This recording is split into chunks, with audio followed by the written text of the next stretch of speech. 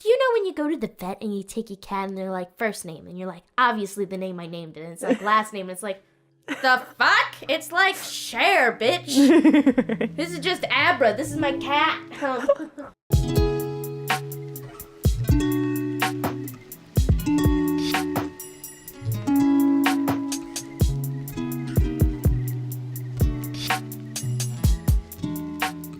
Hello, and thank you for listening to the Maximum Mediocrity Podcast. My name is David Shockley. And I'm Morgan Miller. And this is the podcast that interviews people that aren't famous but should be. Today, we are joined by the emergency manager working all across the world who manages picking shit up when it hits the fan. A literal master of disasters. We have Christine in the guest spot today. Christine, thank you very much for coming on the show. Thank you for asking me. So I think I gave a little bit of an intro there, but can you kind of give us an elevator pitch of what type of work you do? Oh, elevator pitch. You know, in job applications when it says other duties as assigned, everything as assigned. So it's anything and everything. I've worked in human feces. I've had to work as a night manager in a shelter with animals. I've quit my job and jumped on a plane in a matter of days to go international, working in shelters, do disaster psychology, trauma. I feel like this is a really shitty elevator speech. That's fine. This is why I always take the stairs, honestly. I never want to get caught up explaining what I do for a living. I was going to say, this building has a lot of floors. Anything and everything that needs to be done, I do it. Can you just explain what an emergency manager generally does? So an emergency manager, as far as the dictionary goes, is somebody who is able to coordinate what is going on at the scene, but they're able to get the broader picture to help people understand the smaller pictures of what's going on. However, then you also do like in-person responses. So like in the Philippines, I helped build cocoa lumber houses. So I don't know if you've ever cut a coconut tree down. It's very, very fibrous and there's a lot of moisture. Yeah, I was going to say, I thought that they were very hard to chop down. I read that one time. Yeah, right? So they make terrible Christmas trees. They do. They're way too tall. They won't fit in your house, Dave. No. It'll be like that one where they have like half of the tree inside and like the top on the top of the house. Oh, I love those. I love looking at those.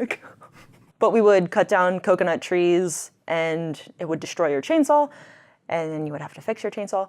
And we would then, you take the lumber from these trees and you build houses. And so, I mean, that's one thing that an emergency manager would do. Gotcha. So if not to oversimplify, but it's when an emergency happens, when some type of disaster strikes, some type of natural disaster, generally. Man-made, technological, natural. Any type of disaster, you come in to help manage the resources to handle the cleanup of this. Yeah, the response and recovery. So a lot of times you'll have first responders, so like firefighters, EMS, they kind of manage the immediate needs, and then you transition from a response into a recovery. But the whole time you have emergency managers kind of help coordinate that in addition to when there isn't a natural disaster, man-made, technological, when there is an emergency incident, what have you.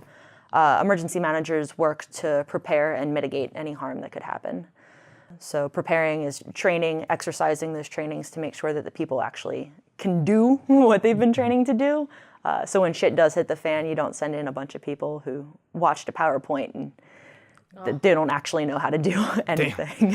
Finally, somebody admits that PowerPoints are not a great way of learning. PowerPoints suck. I'm really glad that somebody else said it. I hope every single college professor ever hears this podcast and now knows this. Night school, too. Night school as well. Everybody. They use sitting in trainings nowadays, and they still use PowerPoints. I'm like, there are so many cooler ways to present this information. Even Prezi, like the free Prezi online shit. It's visually more captivating. What is it? Yeah, what's Prezi? Is that similar to PowerPoint? What is it? Prezi, I don't even know, just Google Prezi. But it's more interactive, so it's not like a screen that you have a title and like bullet points on.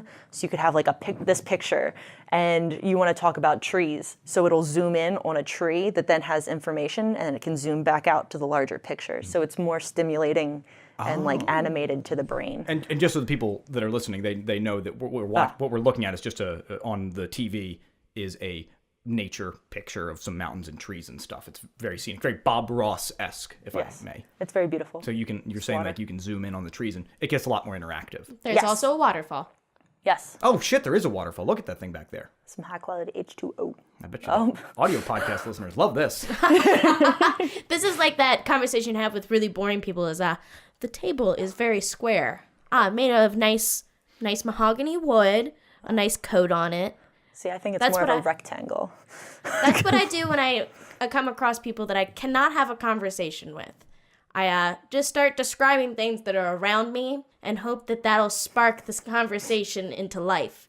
Granted, sometimes it still doesn't work. Anybody who has had that conversation with you that is listening to this is going, shit! But it sounds like, Christine, the work that you do is very serious and can a lot of times be a bit depressing. Is that right to say? Is that fair to say? That is very fair to say, but I mean, that's also why you have to make light of the situation. But the reason I say that is because I think before we get too far into this, because it sounds like it is going to be, we are going to go down quite the path here. I think we need to get a little bit of liquor in our system. Yes. Now, Morgan, you and I are going to be drinking, but Christine, you are abstaining for now. I am abstaining from now. I'm going to tally them, and February 1st, I will take all the shots at once. Completely understand. And Add 2. yep, you can add 2 to this one. And God bless you for having a month where you can stay sober. Yes. Doing what you do. So far, so good. Cheers. Motherfucker, what did we just drink? Jack Honey, and I'm really jealous. Jack Daniel's Honey Whiskey. I was going to say, it didn't have too much of a bite, just like a little one on the side of my tongue, really. I was like, why there? I drink vodka. I drink lights primarily. So anytime I enjoy whiskey, but I enjoy sipping whiskey. So when I just have to shoot it, it's like, It was like an overwhelming taste of honey to me. It feels like I just drank very thin maple syrup, frankly. Yeah. I feel like I just drank honey cough syrup. Ah, yes. That's a good way to describe it. Interesting. But Morgan, you have also brought us a special beer today. Oh, yes. What are we washing that down with? This is Two Lights from Allagash. It's fermented with both champagne and lager yeast. Yeast. So it'll give you that similar dry mouthfeel you get as to when you drink champagne. I would say if you were trying to get away from normal beer, I'd give this a try. Yeah, it's fermented with, it almost tastes like champagne, right? Yes. It's using champagne yeast. A little bit of yeast. Got some yeast. I'm still doing like the hand thing, even though nobody can see it. I see it, David. It touches my soul. It's been acknowledged. Thank you. It is also brewed with I'm not going to try and say that word. Yeah, I wouldn't try that one either. I looked at it and was like, no. It's essentially white wine must. God knows what that is. Well, it tastes great. A little bit like wine almost. That shot went straight to my face. Yeah, I was going to say my That's got- face is fucking hot right now. Yeah, I told you. It's. See, I'm jealous. I love whiskey, bourbon. So it's the Jack. It's good. Honey Jack, and then especially if you put it in a hot toddy, it's the ideal winter drink. What is a hot toddy? Oh, I'm glad it's that delicious. you didn't know. It's like hot sex in a mug. Go on. Well, tell me more. I want to have hot sex in a mug. Fuck the hot toddy. Literally, I wouldn't. But That's not what it sounds like, Christine. it's whiskey and water, and you heat it up like you would tea. So like Oh. you boil water, or you don't boil it. You get it right before the rapid boil. Otherwise, it ruins the flavor. A simmer. Yes. You pour it into a mug with a bunch of whiskey. You throw in some honey and a slice of lemon, not the lime. Either way, citrus. And you drink it. Wow, that really sounds good. delicious. Because you Right? hydrate and you get drunk at the same time, so you It's don't get like- as much of a hangover. Oh. I was going to say, it's kind of like you're having tea, but it's really just whiskey. It's just tea that gets you drunk. Yes. That's the best kind of tea. That's perfect, because I'm just getting over a cold. If I would have known that last week, I would be still very sick today, because I would just be drinking nothing but that. I'm glad that you But held this. it helps you sleep, so you sleep more and you get all that water at the same time. So that's my brother. He does the hot toddies when he starts feeling sick. He just chugs them. And That's an interesting contrast, because you said that right now we're in January and you're not drinking for the month of January because of your brother. yes, every January he abstains from alcohol to kind of start off the new year and figure out exactly what he wants to come. I don't know. He's just weird. Maybe he just does it to be different. Maybe, but it's respectable to be able to abstain from something, because alcohol is very dangerous, where if you can't stop, that's the problem. So his ability to abstain for 1 month just kind of says, look, I'm just clearing the palate, I can stop. Because alcoholics say, I can stop anytime I want, but it's different from actually attempting to stop. Yeah. So very respectable. Yeah. Very respectable. I think everybody that drinks probably should do that. I think that's a good idea. Recharge the liver. Yeah. Plus that first drink afterwards. Whew. Oh my God. And Morgan, I feel like we drink so much on this show, and I think we endorse drinking so much on the show. I think sometimes we need to tip the scale in the opposite direction and say to people, it's okay if you don't drink. That's fine. We have impressionable young people that listen. Well, safety is sexy. Yeah. And if you don't want to drink, you don't have to. So how did you get into what you do? Pandora's box. That's an interesting start. Yeah, right? She released all the evils onto the world. Yes. That explains. I have to get them back together again. That's why I manage emergencies. There it is. Oh! She's Pandora. Well, this is a movie. I honestly had no fucking idea what I wanted to do with my life, and started off college pre-med, decided I wanted to be a surgeon, changed my majors a million times, graduated with 2 degrees that I still really didn't know what I wanted to do. But I ended up taking this spring break. It's called alternative spring break. Ironically, it's because an alternative to spring break that people think of when you usually drink is to not drink. So the alternative spring break took us to Costa Rica, and we built houses for extremely impoverished areas. So like we were hand mixing cement with like sand and shovels, and then we had to build this tin chute to get it like down to where it was actually going to be laid to build the foundation for this house. That is incredibly good work. I mean, that is very selfless work. Really? But could you imagine, Morgan, being the guy that just accidentally wrote his name on the wrong sign-up sheet? He just gets on the bus and they're like, can you even believe we're about to build these houses for these guys? And he's like, building houses? I thought we were going to Cancun. So we're going to party in the houses when we're done? Is this like a... Are we going to be drunk the whole time? Are there going to be shrooms inside the house afterwards? Yeah, what do we do Not with the that houses? alternative. But it was the wait and like actually getting to know the people that we were building the houses for, and I don't know. You got to meet them too? Yeah, you got to actually like talk to these people. God. So where do you want your bedroom at? They're like, in America. I'm not that good. It's illegal to smuggle. I'm really sorry. Here's 25 cents. Just saying that as a formality. Please, here's my knapsack. Hop in. Disclaimer, I do not smuggle humans. I do. Please call. If you pay my way, I'll take you back. But the social justice aspect of it. So like one of my degrees is in international social justice. I took a class, I don't even remember what the name of the class is. I remember my professor, Mark Woods. He's great. He actually still teaches down there. Shout out to Mark Woods. Yeah, you're epic. Look how far your students have come. Yeah, right? They're on a no-name podcast. They go from Mark Wood to making wood. As soon as I said it, I was like, there's a joke in there. Right? You know how there's firefighter calendars? I feel like they should do like the females of emergency management and just like show us some BDUs and boots. Be like, fuck yeah. That would be bad. I agree. I'm glad you mentioned firefighters, because we had a firefighter on not too long ago, and I thought this is the best feeling, talking to a firefighter and like talking about what they do and the selflessness and the danger that they put themselves in. I thought that's going to be at that. We've topped. I felt great about it. And then we have you on, and you do that times 10. You manage firefighters and those resources. So congratulations, you topped it. All right. I also put up with them. How is it difficult to deal with firefighters? Because based off the one we talked to, He's so nice. he's so nice. Exactly. It's the person. So like you get the douches, but you'll get the assholes in every profession. True. So I've met a lot of great firefighters. I've met a lot of douchey firefighters where you just be like, all right, tuck the ego away. Shut up, tick face. Let's get on with it. Oh, I love it. And I say that because I know that my emergency manager friends are going to laugh because we have a friend that we've nicknamed Tick Face. I thought you just misspoke. No, you meant tick face. Yeah. Tick face. It's an unknown shout out to this douche that thinks he knows everything. Don't we all work with one of those? Yeah. I actually, not to compare myself to you, but I used to do mission work with my church. I think that everybody who does a good deed, like it doesn't matter the magnitude. It could be something completely unwitnessed by anybody else, but it makes you feel good. And like comparing apples and oranges, like I don't think that like thank you for doing what you do, and thank you for going out and doing mission work and helping others. Thank you. It's tough to quantify good work or like doing selfless work, because no matter what, it's still selfless work. I think of it in the same way as pain. Like it's hard to do comparative pain because everybody experiences that differently. Yeah. At the end of the day, you're doing something selfless, and that is still something to be appreciated. Exactly. It doesn't, wherever you do it, however you do it, you're doing good things. So keep doing good things.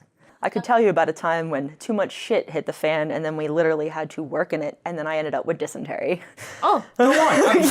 Please do. I love hearing stories about dysentery. it's my favorite. Morgan, I know you actually mentioned, you said, I want to hear a story about dysentery today, if nothing else. If nothing else, I want to hear a story about shit. When I worked in the Philippines, we had this saying called, "It's more fun in the Philippines," and it really can be more fun in the Philippines. Can you explain why, please? Okay, so we were working in this one barangay, which is pretty much just saying like a suburb or like a community. You know I don't speak Spanish. It's not Spanish, it's Filipino. It's Tagalog, to be precise. Didn't we just talk about not being politically correct all the time? Sorry, to be precise. I'm speaking English. Yeah. It is Tagalog. I don't know why she put on a monocle before she said it. Yeah, right? And a fancy mustache. It grew. That's real. That's natural. Yeah, right? Let me twist my... She's got some Rogaine in her pocket. Yeah. I was working in a barangay, and there was 30 of us stationed in this like army tent, which is just a massive tent. It's like a carnival, but not as fun. Yeah. But it's more fun in the Philippines, so it was a carnival. Hey-o.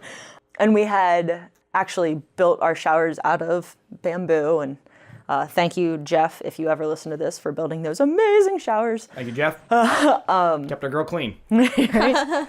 But we used their community building pretty much, and it's a one room, one bathroom. So you have 30 plus people using this one bathroom, and the septic tank is built out of hollow block, which is literally, it's porous to an extent in the middle of monsoon season. So torrential downpours, torrential, people not used to eating the Filipino food, and liquid poop. Man, that sounds like a And so eventually the hollow block. It already sounds like a disaster. This is set up. Right? I mean, they were there to help, but they just made things a little shittier. It all went downhill from there. Literally. Shit goes downhill, I hear. Mudslide wasn't the only thing going downhill that evening.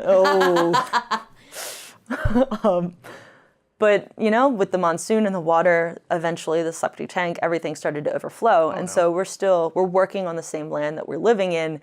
And we're like, what? It really smells. Like, I don't understand this. And it's monsoon season, so everything's muddy to begin with. And you drop a tool and you're like, oh, mud. Like, you wipe it off and you're like, no big deal. So we were literally working in our own feces. Oh, Lord. Yeah.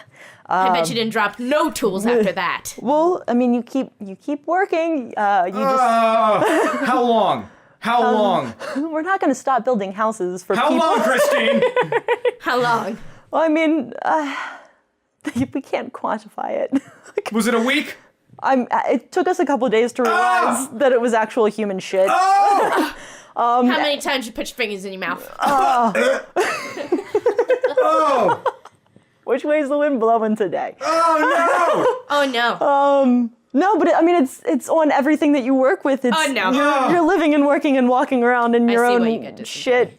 And saying that shit went downhill from there. We literally tried, once we realized that it was the septic tank, and once we realized that we were working in human waste, we tried to like build moats. Was that day 4? How many days? I've blocked it out of my memory. Suppressed memories. We were talking about that before this podcast. God bless you.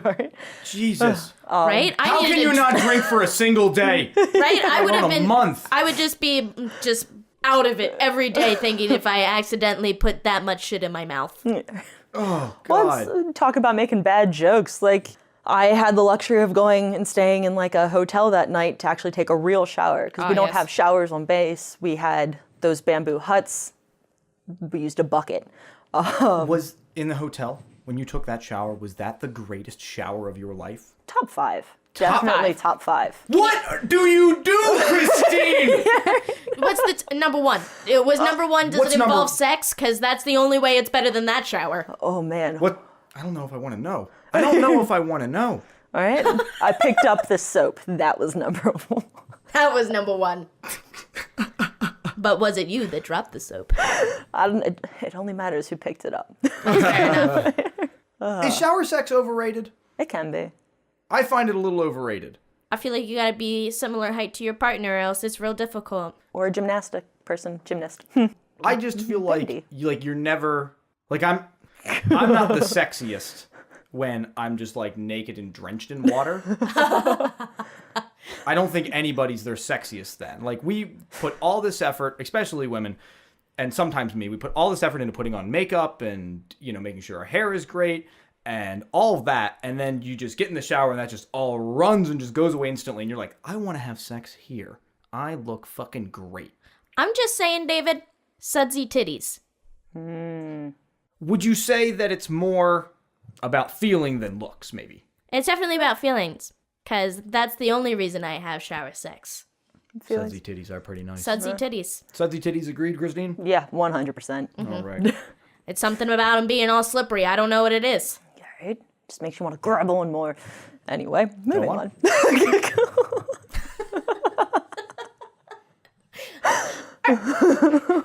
I just imagine. I just imagine holding on to tits and then throwing them against the bathroom wall, and it really made me chuckle. What? Just the boobs. Just the boobs. Just, I imagine the sound it would make. Just a, like, I can't even imagine the sound. I know what's happening later tonight. All right. I was going to say, I feel like I can imagine that sound. I mean, Joe's gonna come in the room and be like, the fuck was that sound? And be like, it was an experiment. Maybe we can bring the microphones over and we can input that sound right here. We so can that put it people in know. the theme. We'll put it. We're working on a new theme song. Ooh. It's gonna be pretty. If you could make your own theme song, Christine, what instrument would you like to put in there? I've always really liked the bass, but I have to say, like, nothing makes me wetter than horns. Like that brass sound, yes. Any type of horn, saxophone, trumpet. Sax is by far. It's smooth. It's smooth. Very, very smooth. I'm very partial to the trumpet. They say that trumpet players are really good kissers. Oh, I could imagine they had to go. Yeah, right? It's Sexy. just imagine. I'm wet already.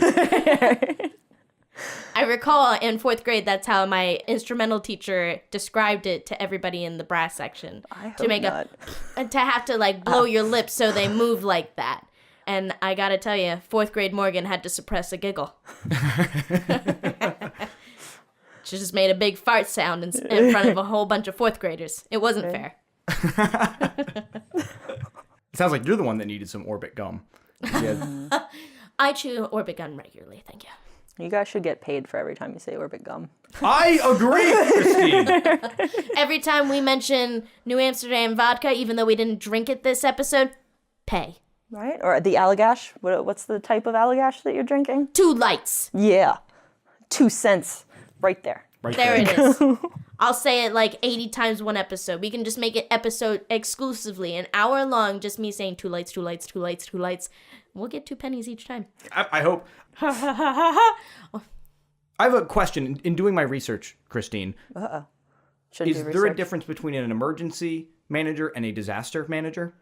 I mean, it's a title. You have an emergency manager. You don't really have a disaster manager. Google says it exists. Did you pull it off Wikipedia? What are your sources? Fuck if I know. I got Google and that was as far. Oh, look at that. It's a common term. Well, I mean, there's a difference between an emergency, a disaster, and a catastrophe. So it's all about the scale. Can you? That's a scale. Yeah. So Which is Tell the me worst? more, tell me more. well, it is completely objective. So an emergency to me might not be an emergency to you. Who do they know who to send out there? How do they choose, Christine? Are they just like, does it have, how much shit is on the scene? What? Do they go by that? It's at a local level, so you could have like a local emergency, and if it impacts a lot more people than just this one community, say it impacts not just Bear, Delaware, but like Newcastle County, it would be more of a disaster necessarily because it's bigger. If it impacts the entire state, I'd say it's a catastrophe. Oh. So it's just it's the level of impact, the people that it's impacting, like how many, not necessarily the people, but how many. So, yeah. Kind of like by population affected. Yeah, but it's not something that is necessarily quantified. Oh, gotcha. So it's definitely objective. If you can justify that this is a disaster of an emergency, yes. Is it objective or subjective? Ooh. Because subjective, I feel like, means there's no definitive definition. Objective means there is a definitive definition. It sounds like it's more subjective. Yeah. Okay. Just so people listening, they understand. Excuse me, Mr. Dictionary. Yeah, right? I did not bring any of my... You should have visited Wikipedia, it sounds like. Hey, I check the word of the day every single day, and I'm glad it finally paid off. Do you remember when Rasputin was the word of the day? Rasputin has a 12-inch dick. It's pickled in Russia. I recall. I've gotten to see it. Morgan, we're going to Russia! It's weird. We're going to do Russian ASMR. Hold on. What's so weird about it, besides the length? The fact that it's pickled for how many decades and years? What do you think it tastes like? Pickles? Formaldehyde at this point. Ah, yes. I'm Rasputin's dick, Morty! Morty, I'm Rasputin's dick! Turn me around so I can see you. Yes. So you go to places all around the world, is that right? I mean, I can. Most of what I've done so far is in America. However, I was deployed to the Philippines with a nonprofit. The only reason I got sent over there is when my middle brother graduated law school, I graduated undergrad at the same time, got in his car, we're like, going to fucking Colorado. We're just going to drive cross country and we're just going to live somewhere. That sounds rad. So we ended up in Durango, Colorado, put down some roots, and his friends had another friend. This British chick came over. Her name is Jess, and Jess was crashing on their couch. And after a little bit, they were like, Jess, there's 4 people in this tiny apartment. Like, get out! Find somewhere else. And I was like, oh, you can live on my couch. Fast forward 4 years, Typhoon Yolanda hit, and Jess said, you're into this shit. Do you want to go? And I said, yes. Give me 2 weeks. Put in my 2 weeks notice at my job and got on an airplane. And you were working a different job at this time? Yes, I was managing a coffee shop. Okay. I heard that you were in Chile. I was. That was not for an emergency or I a disaster. I absolutely love to travel. So I actually got to travel for the first time with my brother. Same brother that I've talked about multiple times. This guy sounds very awesome. Very what does your brother do? So both of my brothers are lawyers, which makes the holidays really shitty. That fucking sucks. Right? Who's doing better, me or the lawyers? Not a comparative, but just like trying to, if I say something that I think is really cool and they're like, and then they ask me 75 questions and I'm just like, oh man, I should have just not said anything. Are you competitive with your siblings at all? You seem like I don't want to be mean, but you seem like a competitive person in general. I'm extremely competitive. Like playing racquetball against my oldest brother, I've got bruises. I've got a scar. So sometimes at Thanksgiving dinner, when does it turn into kind of a one-up game a little bit? A little bit, but I feel like between me and my brothers, there's enough respect. Like we understand each other. Like I love my brothers. I'd do anything for them. They pretty much raised me, and I feel like it's a reciprocal. Yeah, it's kind of you're all doing well, so you're kind of in this together. Yeah, and there's a camaraderie. Yes, and I mean we're our biggest cheerleaders for each other, and we're actually. When I was playing racquetball with my oldest brother last weekend, we came to the realization that as of this spring, both me and my brothers, so all of my mom's kids, will officially all be published. Really? I think that's pretty amazing. badass. What did you publish? All right. My first grade poems? No. The doggy was brown. Right? Woof, woof. No, I actually am going to be published in an encyclopedia series. Oh, wow. People still make encyclopedias. Really? It's an encyclopedia series that is specifically dedicated to natural disasters, and it is geared towards high school students. And I wrote an article, co-authored, my friend Sammy is the other author, an article on the Thomas wildfires. So it was a lot of fun, and I got to learn a lot about wildfires because one of my ambitions in my career So like being an emergency manager tends to be a little bit more hands-off because you coordinate from afar. Yeah, how far away are you? Like, I mean, you get depends. shit in your boots, so I don't really know where the gauge is. Right? So that's the more practical aspect. So one thing that, if I'm going to toot my own horn here for a second. Toot, buddy. You are being interviewed. So I'm an academic and I'm a practitioner. So like I get my hands dirty, I get shit in my boot, but I also do the research aspect and try and understand the process of it and bring it all together. So like bridge the gap, if you will. It's a fun thing now at conferences. People are like, bridging the gap between academics and practitioners. I'm like, well. Been done that. Right? Got the t-shirt. I'm wearing it. Very much an innovator in that way. So I mean, I tried to, and I'm not the only one. Like postdoc at where I went for my master's degree, she's a wonderful anthropologist. She's working in bringing in more academic-based criteria with practitioners and like actually bringing in this applied anthropology to disasters because it helps you understand it better. Like, it sounds like you're surrounded by quite a lot of academia. yes and no. So like when I did boots on the ground, and I miss it, and that's with the whole Thomas wildfires, researching it, I miss being boots on the ground because a lot of what I do now is it's not necessarily hands-off, which is why I love training and exercise, is because I can be hands-on. But I miss pulling 24-hour shifts. I miss the psychological impact. I miss the chaos, the adrenaline, the drive. And so I want to do wildland firefighting. One of my coworkers, Nikki, she is a beast. This woman is inspiration. She inspires me. There it is. And same with Sarah. She coordinates, it's called Empowerment Day. And it's the 6-month build up to Camp Fury, which is helping women, young girls. It empowers them to realize that there is a place in emergency management for them. They can be firefighters. They can be EMTs. They can do whatever they want to do. Absolutely, that's important. That's an important message to. Yes, especially young women, if it's more of like a male-dominated field, and it is. Saying like We just actually learned that with Scotty Mangum that was on. He reaffirmed us that it was absolutely very heavily man dominated.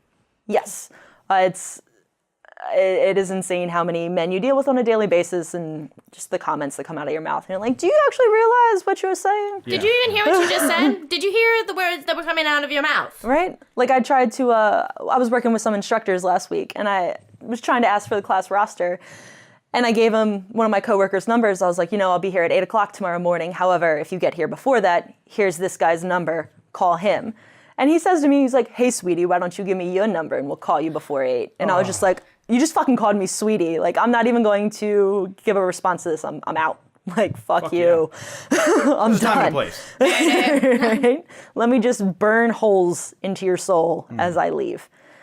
But it's interesting. And you can definitely, like, picking up boxes of course materials, books, and I wear heels every single day. Like, I showed up to this interview in one of my work dresses, and granted, now I have on my BDUs, but every day I wear nice clothes. I dress to impress, and I wear high heels. Mostly it's because I love doing my job in heels, dressed up to the nines, and being able to do it better than these misogynist dudes. Not all of them are that much of an asshole. But like, it's the ones that I'm just like, I could take off my heel right now and stab you with it. It's nice to show up the men that think that you couldn't. Right. You And gotta like, put them in your place sometimes. exactly. And I did this one rail car thing where they brought like an example of a rail car that carries hazardous materials. And I had on my heels. I didn't attend the course, but I was helping facilitate it. And the instructor was like, do you want to come, like, see how what we have to turn and what are the levers, and let me explain to you the makeup of this rail car. And I was like, yes, I do. Educate me. This is great. And he's like, just watch your step. And so I immediately just like jumped from point A to point B. I was like, I can hop in heels. We're fine. Like, I get it. You're trying to make me feel cautious, but. A little competitive there, guys. You're trying to be nice. Caesar in heels. Christine, I see your point, but Right? I am really competitive, and It sucks to be underestimated just because you have a vagina. or in how big were the heels? I think that day maybe like 2 inches. That was not 2 inches. What you just did. That was an inch tops. That's an inch. I don't know. That's I like have an got inch. a fucking ruler. Double that. That's 2 inches. Oh, 2 inches is a lot. I have no idea how big heels are. Someone's been lying to you about what an inch is.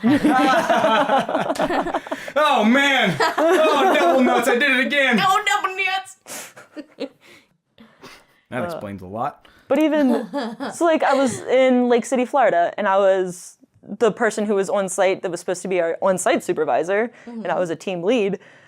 We were mucking and gutting. So picked up a couch with one of my core members, and the on-site supervisor like immediately like pushed me out of the way and grabbed the couch for me. Were you in your... No, I was in boots. Okay, boots and BDUs. I have to ask this question now. Full PPE. On or off field? Is that not the most condescending shit that's ever happened to you? Right? Okay, maybe not ever, but still. Ever! It's never gonna get worse.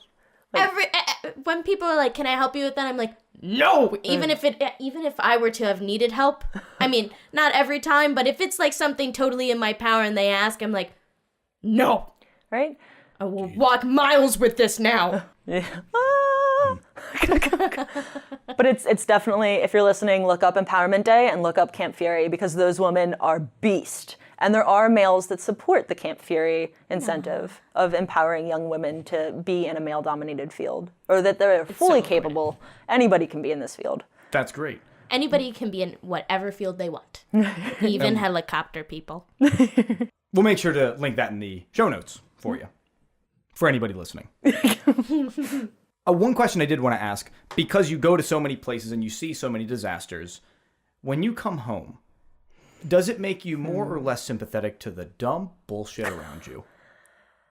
When somebody, your friend calls you, or you see your friend after you get home from shit in your boots, and your friend, you're hanging out, and they just start bitching and won't stop about how they were at the grocery store, the cashier wouldn't take the expired coupon.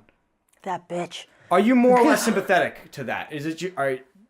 But see, all right, so this is where the disaster psychology portion comes in, because every single person is fully allowed to feel their emotions and express their emotions. If they're pissed off because the cashier wouldn't take their expired coupon, they have every right to be pissed off, and they have every right to express their anger. It's made me understand in my own life when I'm being stupid.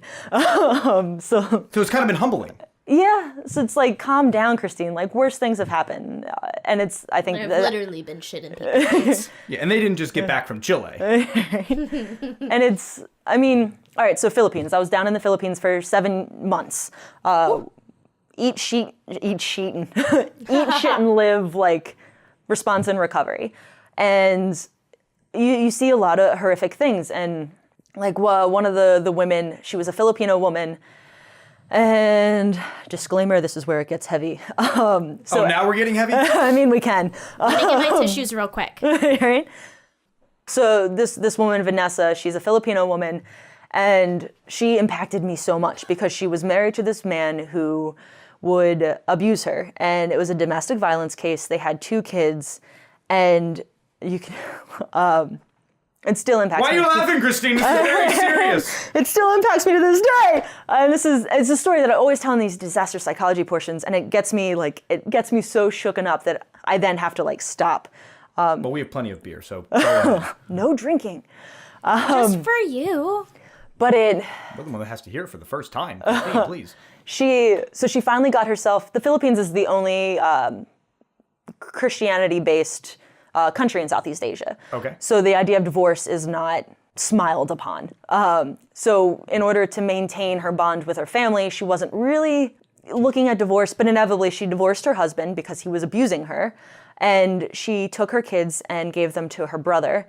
Her brother was watching over her kids, and she flew to Manila in order to work to earn money so that she could save up so she could actually support her children. Oh, man. Right? I'm getting like goosebumps and shit. I just could never think. Is that where the folders are made? Shut up, David. God. See, these are the kind of jokes, though. Like, you have to, in order to go through this shit, like, you have to make I'm glad you approved. I'm ashamed of that. I mean... I got a real chuckle out of it. I was upset I was laughing. I was like, no! Oh, we gotta break up the tension a little bit here. You can't just say it's about to get heavy and then tension doesn't happen. It's about to get even more heavy. Okay, please. No! God damn it! All right, so she moved to Manila in order to save money, finally got out of this domestic violent partnership, and she was in Manila when Typhoon Yolanda hit. Yolanda. Sorry. Ghetto ass hurricane. Well, She came and ghettoed the place up, I bet. well. You were saying, Christine? I feel like that's a horrible segment into this sentence. Both of her kids died. No! Both of her children died in Typhoon Yolanda. And this woman, Vanessa, was so impacted, like, both of her kids died. She had just gotten out of a horrible partnership because of domestic violence. And she had just gone to Manila to try and make a life for her kids and herself without her husband. And she lost both of her kids. She suffered a mini stroke, so half of her face had fallen. What the fuck? Yeah. Before or after the children? After the children, because Oh it was my god, that. it shocked her so bad it stunned half her face. Exactly. Like Is that really what happened? the Did her psychological brother impact. die? Her brother lived. Oh no. Yeah. I don't know why that made it worse, but it felt worse. Great, no, my brother's gonna complain the whole fucking time, too. Be like, and now I have 2 dead babies here. Sorry. Well, so like her son wasn't found for a couple weeks. Her daughter wasn't found for a couple months. What? And Okay, go on. yeah. I'm never gonna complain about that card thing at the grocery store ever again. It was Right? Morgan, that's who I was talking about. She wasn't sure about it. I don't use But- coupons, David. Coupons, Morgan, we've talked about this. They're called coupons. Pronounce it sorry. right. Go on about the dead children, please. Sorry. I pay full price for my ham. But this woman had been so impacted by the death of her children, and rightfully so, that she had the mini stroke and half of her face had fallen. But her way of coping and managing that stress that happened in her life was she came back to Tacloban, which is the city that we were working in, and she started working hand in hand with this nonprofit organization that I was down there with. And she became like a paid employee, so she was fully employed, and she was able to work through and manage what had happened to her by talking to the volunteers and by talking to us, and she got her story out there. And that's actually what I wrote my essay to get into grad school on, because this woman has impacted everything that I've done since then. And so like coming home and having this story weighing on me, and I have my mom being like, oh, how are you? Like, how was your vacation? Tell me more about it. And I'm like, I can't share this with you. I'm not ready to share this with you. So it is interesting trying to explain what I see and what I do, and understanding that the people that I'm trying to explain this to they don't get it fully. They can try and be empathetic, they can try and understand, but it's hard. So making that realization in and of myself, and then like don't expect so much from people, and don't share your stories this is what I tell myself. But with the disaster psychology, like sharing that story, It takes time to It be able to does. share that. it takes time to share it. And it wasn't even my story. And I'm sure, but no, this is something you experienced this story. Yeah. This is absolutely your story, Christine. Well, yeah. And that impacts you. And correct me if I'm wrong when I say that you're only going to be ready to share that story when you can accept that people may not understand it, that you're going to get weird questions from it, maybe even disrespectful questions. Yeah.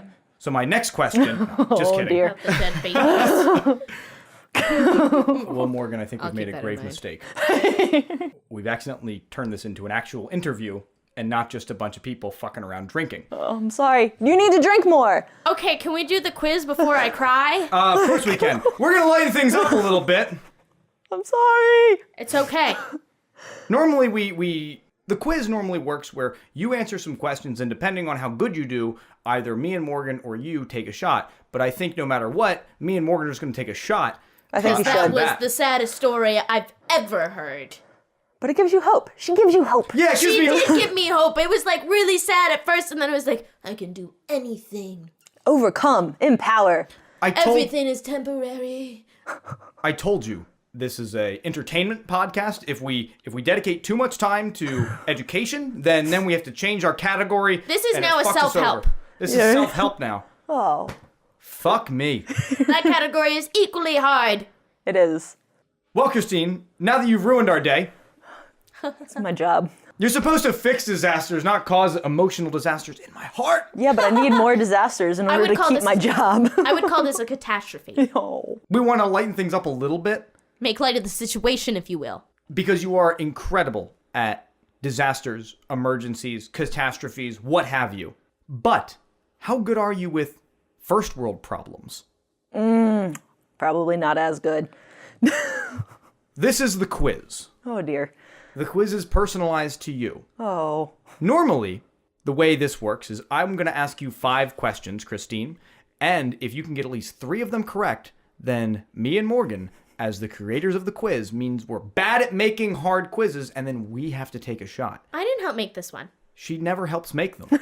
Okay, maybe 2 whole times. 2 whole times. However, because of that last story, I think we're just going to drink at the end anyway. It's probably a good idea. But let's see how you stack up. If you ever need to change your line of work to a first world problem emergency manager, we want to see if you have that option open to you. I thought you were just going to say downer. You got that one down pat. Oh. No, we're just giving you a hard time. It's a beautiful story. I loved it. I'm never sharing stories ever again. Well, that's why we like having people, like real people on this show, in all seriousness, is because we get real stories from people. And I think if anybody is considering going into this line of work that you do, that is something that maybe they should be prepared for.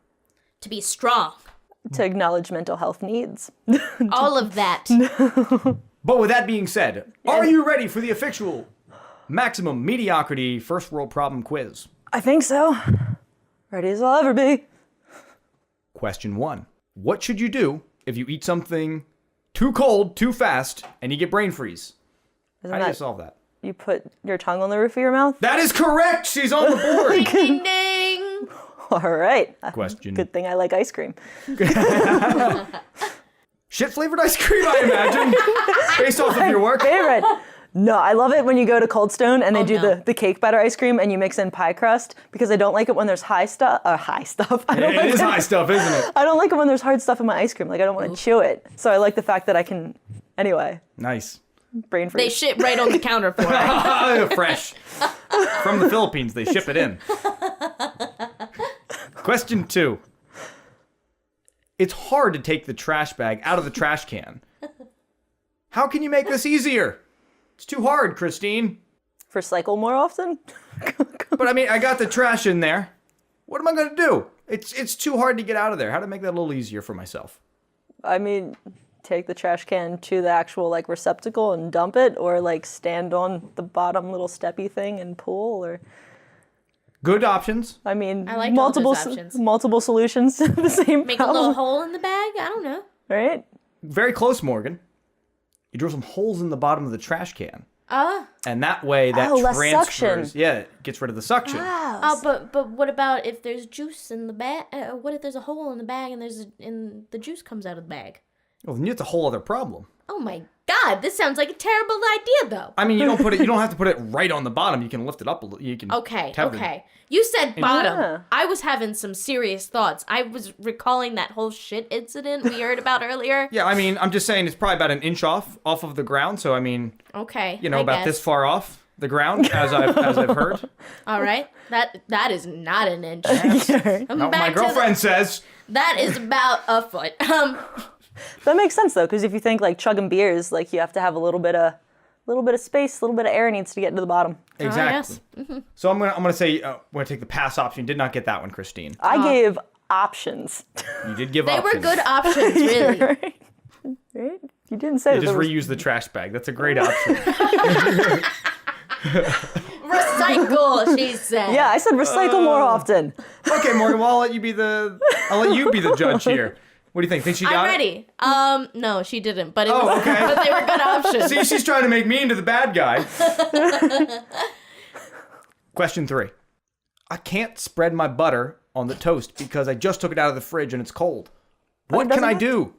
Butter doesn't have to go in the fridge. It's in the fridge. I'm taking it out of the fridge. Why don't you be more patient?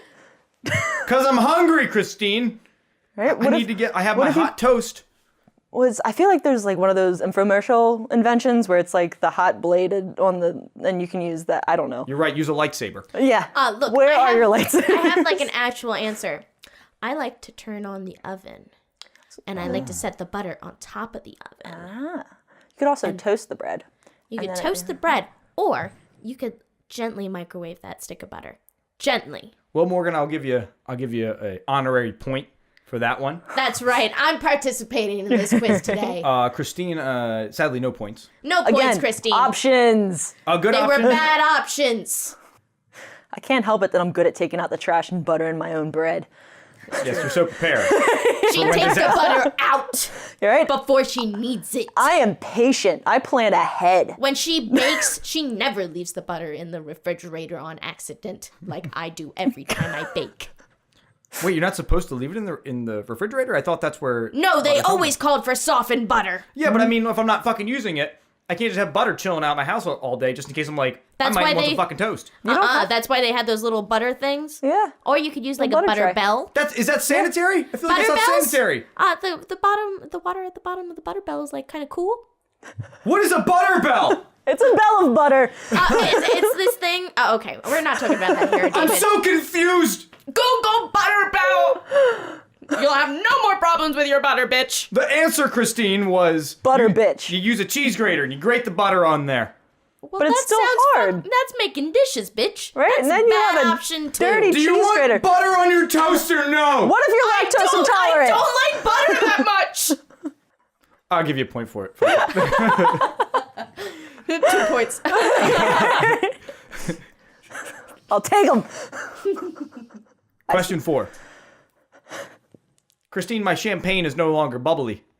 How can I get the bubbly back? Well, that's your own fucking problem because you didn't drink it fast enough. Agreed. A point. Right? I'll give you a point for that one, just for the sass. But the correct answer is you put a raisin in it. Really? Fuck. Okay. That's a real answer. I just wasn't expecting it. Yeah, When you were like raisin, I was like, I was mystified for a hot second. That's right. There is a real answer. A raisin? You put a raisin in there, and I had to Google why this works. Is it like the carbon? It like probably pumps that raisin back up. It's because carbon dioxide, which is what makes Bubble. what makes the bubbly. When you put the raisin there, the raisin is very wrinkly, and so because it has so much surface area, all the carbon like my dioxide balls. clings to it, and then when it re-disrupts the carbon dioxide, it makes it bubbly again. I thought this wasn't supposed to be educational. Well, that ship has sailed a long time ago. I was gonna, also with soda, like if you put the top back on and you give it a little shake. That is some shit I needed to know. Where have you been for the last 24 years of my life? I can give you a list. Doing stuff. Human dip. Playing with shit. I hear. Question 5. Okay. Oh. This is a real question. I can't give you a pass on this one. How many points does she have? 2 or 3? We'll say 3. All right, well. I'm a generous god. Christine, I want to eat Cheetos, but I don't want my hands to get all Cheeto-y. What can I do to solve this problem? Just take the bag to the face. You go all in. Right? All or nothing, man. She didn't want. He doesn't want on his fingers, but he's cool with getting it all over his face. Yeah. I'm glad to think that I'm going to give like Chester Cheeto a fucking blowjob. I didn't say you have to put your head in the bag. Sounds like I'm going to take a bag to the face. It doesn't sound like a gentle. He just like kind of like puts his tongue on one and it like soaks into the little Cheeto and it just goes right into his mouth. You know, the moisture locks onto the little morsel. Exactly. What do you think, Christine? How do we solve this problem? Oh, man. Well, first off, Cheetos suck.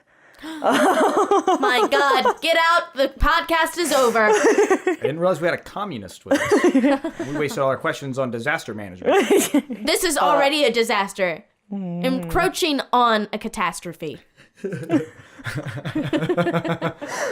We man. skipped right past emergency.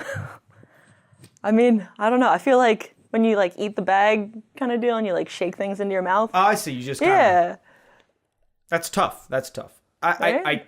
Got to build the skill. What do you think, Morgan? You'll be our judge. I vote that she loses. She Yeah. loses. The correct answer... I got all these questions from like BuzzFeed, so correct answer Right? Right. has a lucid term. Was you use chopsticks. You pick each one up with some chopsticks. Or a fork, you fucking American slime. I got like outraged that there was another utensil involved. I was like, no, excuse me, I just have chopsticks laying around. Then you're like, fork, and I was like, I guess, but that sounds like I'm destroying these Cheetos. Right? Do you have to like stab them and break them apart? Right? Forks don't like spread. What about like a spoon? I feel like a spoon would be more spoon. Oh, spoon would be useful. a good one. There you go. She gets the point now. Either way, Christine, you did better than I thought you were going to do. Oh, here, I finally got it. All right, you spread them out on a paper towel and you pick them up with your tongue. You're right, but chopsticks was out of the question. I'm dying. You're not dirtying up 2 utensils. 2 utensils you gotta clean individually. 2 utensils meaning 1 pair of chopsticks? Yes? That's one, because a There's chopstick 2 by of them, itself... isn't there? A chopstick by itself is just a stick! Yeah, that's not my problem, is it? Well, I think, Morgan, it's time for us to have another shot. Oh, well, Jesus Christ, I've been This is more honey whiskey. to feeling good all the time. Cheers. Why you take that shot? They do say that emergency managers and responders cope with all of the shit that I've thrown at you by drinking. I'm glad to know that we'd be par for the course. If you I was gonna say, I figured it'd be a lot of drugs. They say you're either an alcoholic, a drug addict, or a sexaholic. All of those sound like not terrible options. I mean, I kid, but also, for everyone at home, I waggled my eyebrows. Final notes. Do you prefer the balls that you come in contact with to be shaved or non-shaved? And we got it in there. That's what you hope she says. Hey-yo. I'm going to go with shaved because I don't want to pick hair out of my teeth. That's fair enough. You're not fucking Wolverine, right? Yeah. Whoa, teeth, hold on. Just registered that. No. Like, I mean, when you go all in, Oh, I know what you meant. I'm not going to bring you a didn't. tooth. It sounds like you didn't, Dave. Right? Have you Sounds ever- like he has hairy balls. You're right. Have you ever gotten hair stuck between your teeth? Often. Gross. Yeah, that's unfortunate. That's what they make floss for. One final question, Christine. That wasn't the final question? Sadly, no. That was my final question. Okay. What are some misconceptions about your line of work that you would like to set straight? Oh, man. This is your chance to tell the world / probably like 30 dudes. I mean, I feel like there's so many disaster myths that are out there. Pick top 5, like showers. Top 5 showers. I would say, so there's this training that we do. It's called Community Emergency Response Team. And it's a training, and it teaches civilians what to do to help yourself until the actual responders get there, because Right. you are the help until help arrives. Okay. So a lot of people get mad, like, oh, you didn't save this person, oh, you didn't do this. But it's, if you know what to do in a situation, like if somebody has a heart attack and you have to give them CPR, like train yourself, educate yourself, and we will get there as fast as we can. But if you know CPR, you've then helped us help that person because you've made it more likely that they'll actually survive. Also, I'm gonna steal my friend May's tagline, safety is sexy. Like, prepare, like take care of yourself, both emotionally and physically. Go bags are a big thing. If you have to, bug out bags. So What's if a you, go bag? Can you? If you have to leave on a moment's notice, it's flooding. Oh. Get out. It's a bag that you have bare essentials in, or like necessities that you can grab and literally run out your door. Like the Minutemen in the Civil War. Exactly. You That's have a sexy Minuteman as hell. bag. I'd suck all their dicks. Yeah, only with shaved balls. I have, my trunk is essentially a go bag. Yeah. Also, evacuations. If you are in a mandatory evacuation zone and you have the means to evacuate, and you have, excited about evacuations? well, it irritates exciting. me. God, because- that's hot. No, it pisses me off because you are putting our lives in danger when you choose to stay and you have the ability to leave. If you have the ability to leave, get the fuck out, because you're making me put my life in danger by getting on that little boat and coming in and trying to rescue you in waters that Lord knows what hazards are in there. Are there live wires? Like, what is going on? So you're putting my life in danger because you didn't want to get out for 48 hours. If you have the means to get out, you should get out. If you have the ability to leave and you're in a mandatory evacuation zone, you should get out. And that also means preparing for your animals before disaster. My dog has a go bag because I'm not going anywhere if my dog isn't with me. He's my emotional support. He is my mental health. And I want him to be safe too. So think about, what are your kids' needs? What are your dog's needs? If you help your family prepare, like in the event of emergency, I make sure that my mom knows what to do, because that way I can focus my attention on responding, because I know that she knows. She can take care of herself. And that lets me stay and do what I need to do. I like that. That's perfect. And that's a great theme, because it's 2019 now. New year, new you. Prepare for a fucking emergency. Yeah. Mm-hmm. Especially if you're in this area, flooding is a big thing. Wind damage. So you have to prepare for the hazard that you're most likely to encounter. And every area has an emergency that is most prominent to them. Like, we are in Delaware, flooding is a big issue. Other places of the world are not safe. Like, everybody has an issue, an emergency that is most likely to happen. Prep for that at the very least. Yeah, and if you can go talk to your local emergency management office, agency, you can talk to your firefighters or police officers. They all should know what the most prominent hazard is for your area, and it never hurts to have a rapport with those people who are going to come save your life. It always helps. Get to know them. Plus, they're real people, and maybe that'll make you prepare more, because you don't want to put a real person in danger. Slip them a 20. Yeah, right? That too. Please come for me first. Thank you. You know where I live. This is my address. Christine, I think those are great things that people should keep in mind to make your life easier, and really to make the people who are affected, to make their lives easier. Be prepared for when shit goes down. Have something for you. Love your animals. Be prepared for when shit goes down. Have something ready to put them in if something should happen, and you got to get them out of there quickly. Oh, I have one more. One more! With your animals, don't tie them to trees. Stop tying them to trees! I heard Superstorm Sandy. Somebody actually chained their dogs in the basement, and it's flooding. I don't They're want to like, hear that. I don't want. No, the dog was saved. The dog came into the shelter. Oh, thank God. Absolutely fine. Dog was okay. Hashtag stronger than the storm. Right? But animals are instinctual. They know. They know what to do. Oh, and I have another one. I'm not sure if I could be in love with enthusiasm, but I am. I'm just going to say this is the best. No, it's important. It's things that people should know. So take care of your animals as well in disasters and emergencies. Think about them when you're preparing. Don't tie them up. Don't put them in their cages. Animals are instinctual. If you have them microchipped, if there's identification, you will be able to find them again. If you can't take them to the shelter, which sucks. That's another pet peeve of mine. Don't take them to the shelter? Well, no, there are a lot of shelters that don't let animals in. So kind of destroys the point. Right? Hurricane Irma, I was working in a shelter, and there was a man with his mom and a cat, and they couldn't bring the cat into the shelter, and it was just go around the back door, dude. I'm not gonna make you sit in the storm until the tropical storm first winds turn into hurricane first winds just because you have a cat. That's wrong. It's wrong. They're here anyway. But with donations in a disaster, people want to help when things go bad. How can people help? Look at the National Volunteer Organizations Active in Disaster. Look at what the actual nonprofits and responders are requesting and doing. Because I know you want to donate, and I know you want to help, and sometimes people don't like giving money, but money does help the most, because then you can actually get the resources that you need. But if you want to donate things and stuff, material stuff, look at VOAD. National Volunteer Organizations Active in Disaster. Look at the local VOAD to where that emergency is, and they will be able to help you make the most impact and make sure that what you want to do and how you can help is felt the most. So that way, you don't end up with Puerto Rico, where there's how many dozens pallets of water bottles sitting on the airway. Anyway, sorry, there's things that irritate me. I love your enthusiasm, Christine. Christine, I think that your enthusiasm is a great frame for the work that you do, and we appreciate the work that you do, and you have all the respect in the world from us.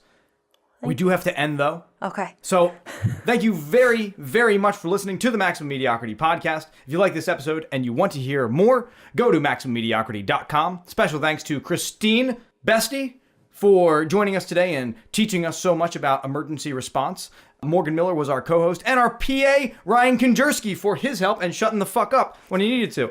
Thank you. Don't fuck your kids. Love you. Fuck you! It's important to not fuck your kids. Don't fuck your kids, right? Look, no. Rule number 1.